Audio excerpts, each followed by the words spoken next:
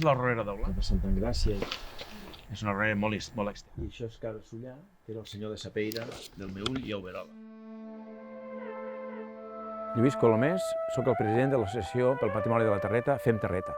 Des de Fem Terreta estem fent recerca sobre el patrimoni històric, etnogràfic i geològic d'aquí de la Terreta i per tant volem compartir amb el Geoparc, per això som una entitat col·laboradora. El territori és gaudir de la geografia, de la història, del paisatge.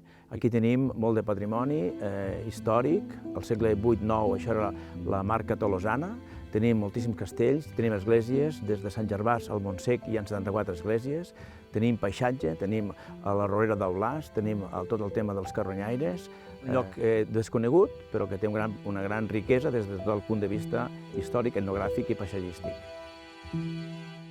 Des de Fem Terreta també som Geoparc.